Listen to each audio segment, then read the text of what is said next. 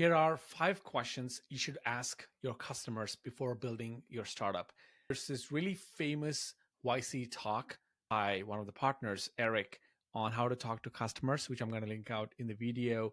And I love that talk because it kind of teaches you sort of in a nutshell what is the right approach on talking to customers and talking to potential users.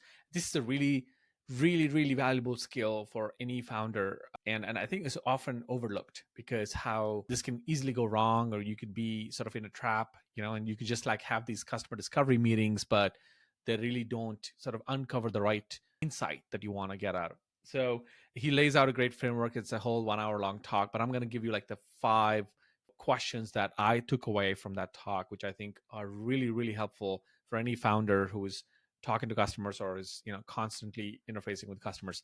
Number 1 is, what is the hardest part about doing X? Right now, X could be the activity or process that you're trying to solve and improve on for the customer. Now, to uncover what's really hard about it, I think is super valuable because it's really a perception sometimes about what might be hard, and there could be a difference between what you think is hard versus what the customers really think. So once you do 20, 30 interviews and you pose the question of what's hard about X being scheduling a social media content or recording a podcast, working on Fiverr, like, any of these activities, you really uncover patterns that you can use for building the basis of your startup. The second question is, tell me about the last time you encountered that problem. And this is important because there are so many problems that customers may bring up to the table, but they may be once in a year problem, or maybe once in a 5-year problem. Like getting a job, for example, is somebody lost a job, they're trying to get back into the market and getting, going to interviews. That's not an everyday problem, right? So you want to make sure that the problem you choose has some kind of frequency that you're aware of.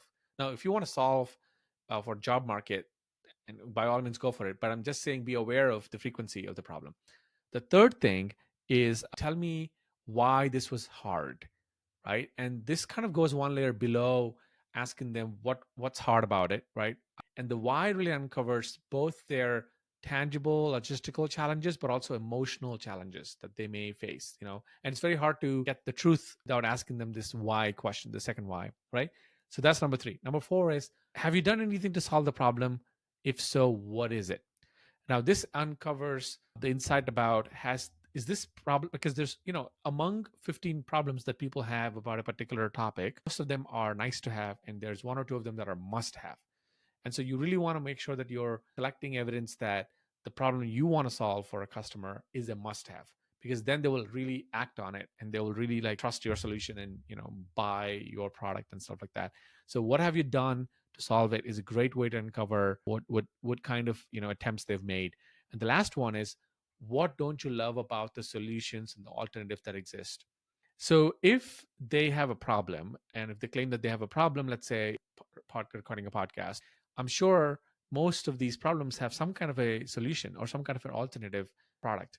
So asking them why those other things didn't really work will uncover the truth around what is the kind of scope you want to build into your MVP, right? What was the killer missing feature that would have really convinced them to give the other one a shot? So you're kind of discovering the gaps in the market. And so these 5, I think, are very powerful questions.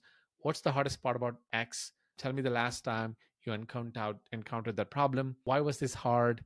What, if anything, have you done to try to solve the problem? What don't you love about the solutions you've tried? So combined with all of this, you come to this really interesting multi-perspective around the core problem that you want to solve for. And once you do 20, 30, 50 interviews on these, you kind of get a really strong sense of the market. And that's what you need, before you go, headfirst into building a really powerful startup. Hope that helped.